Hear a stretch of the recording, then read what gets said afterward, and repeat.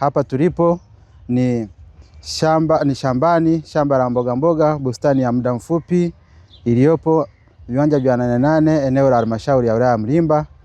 Nipende kuwakaribisha wakulima wote kuja kujifunza haya mazao ambayo yamepanda katika halmashauri yetu hapa, ili na sisi tuweze kwenda kupanda nyumbani kwetu. Hivyo tumepanda mazao mbalimbali kama yanavyoonekana.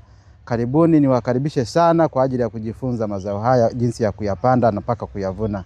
Mazao haya ukisha yapanda ukavuna, utapata kipato kizuri sana cha kuendesha familia yako, na pia katika kuboresha mlo wa chakula.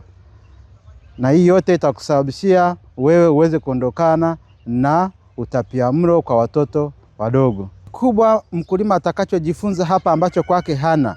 Kwanza, nafasi iliyopandwa. Kila zao limepandwa kwa kufuata nafasi kitaalamu. Na pia mkulima atajifunza jinsi ya kutumia mbegu za kisasa. Na pia mkulima atajifunza jinsi ya kupanda mazao kwa maana ya kalenda ya mazao, hasa haya bustani. Na jinsi gani atafundishwa tena, atafundishwa jinsi ya kumwagilia. Umwagilie muda gani asubuhi na jioni umwagilie muda gani.